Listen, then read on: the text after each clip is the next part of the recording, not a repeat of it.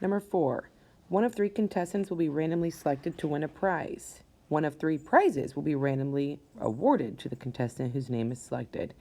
The tree diagram shows all the possible outcomes. So we have 3 people here, Pedro, Whitney, and Brian, and then here's your 3 prizes on the right side for each one. What is the probability that Whitney will win prize 2? Here's Whitney, and here's prize 2. So she has the chance 1 out of 9 to win. There are a total of 9 outcomes here, okay? So 1 out of 9 is the chance that Whitney has to win prize 2. Number 5, the table shows all the possible outcomes for flipping a coin. Coin outcomes are heads and tails. And spinning a pointer numbered 1 to 4. So here's the outcomes of the pointer. If I count, there's actually 8 different ways to spin that spinner and flip that coin. What is the probability that the pointer will stop on 3 and heads? 3 and heads, there's only 1. So it would be 1 out of 8. What is the probability that the pointer will stop on an odd number and the coin will be heads? So odd numbers are here and heads. Heads in 1 and then heads in 3. So it would be 2 out of 8 or 1/4. A fair coin is tossed twice. The sample space is shown. Heads represents heads up and tails represents tails up. Find the probability of getting exactly 1 tail. So if I look here, there's 4 total outcomes. There's 2 outcomes that have exactly 1 tail. This outcome and this outcome. There are 4 possible outcomes which are equally likely. The probability of exactly 1 tail is 2 out of 4 chances, or 50%. Number 7. The tree diagram shows the sample space of 2-digit numbers that can be created using digits 2, 6, 7, and 9. What is the probability of choosing a number from a sample space that contains both a 9 and a 6? So this one has a 2 and a 6, 2 and a 7, 2 and a 9. 6 and a 2, 6 and a 7. Here's one chance, a 6 and a 9. This one starts with a 7, so none of those are going to work. And this is 9 and a 6. So there are 2 outcomes that have both a 9 and a 6. There are 12 total outcomes. So what is the probability of a 9 and a 6? It's 2 out of 12. If I divide that, you would get 16 and 2/3, or 16.6 repeating. Number 8. The table shows the possible outcomes of spinning the spinner and flipping a fair coin. Once again, if you look at your table, your columns here show you all the outcomes of one event, and your rows show you the outcomes of another event. Inside in white, that is all your possibilities or your sample space.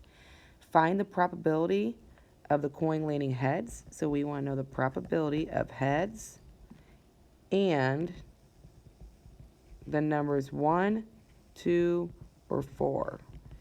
So the probability of heads in 1, 2, 3, 4. So I know I have to look at this row, and I want a 1, a 2, and a 4. So the probabilities of a heads 1, 2, 3, 4 is 3 out of 10 because there's 10 choices. The organized list shows all possible outcomes when 3 coins are flipped. The possible outcomes of each flip are heads or tails. What is the probability that at least 2 fair coins land heads up? So the probability of at least. So at least means 2 heads or more. Okay? So at least 2 heads. This one has 3 heads, so that would count. This one is at least 2 heads. That one's at least 2 heads. This one only has 1 head. This one has at least 2, only 1, only 1, only 1. So the probability would be 4 out of my sample space. There's 8 total. which means it would be 50% chance. Number 11, each week a clothing store gives away a shirt to a lucky customer. The shirts vary by sleeve type. It could be long, it could be short, or no sleeve. And the colors that the shirts vary is gray, blue, and pink. Draw a tree diagram to represent the sample space. What is the probability that the free shirt will have either long or short sleeves and be either pink or blue? So to start off, we're going to look at the sleeve type. It could be a long sleeve, it could be a short sleeve, or it could be no sleeve.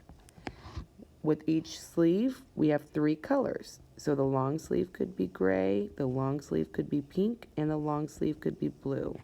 The short sleeve could be gray, the short sleeve could be pink, and the short sleeve could be blue. Or the no sleeve could be gray, pink, or blue. And we want the colors, we want either long or short, so this one or this one, and we want pink or blue, pink or blue. I'm not going to do any of the no sleeves because we don't want no sleeve, we just want long sleeve or short sleeve. So there's 1, 2, 3, 4. There's 4, well, let me write this. Probability of long or short and pink or blue. You want to write in parentheses what you're finding the probability. So it's 4 out of 1, 2, 3, 4, 5, 6, 7, 8, 9. 4 out of 9 is the probability of getting a long or short sleeve in the colors pink or blue. Number 13, a single cube is rolled twice and the numbers are added. So here is one of the compound events and here's the other. Your sample space is in white.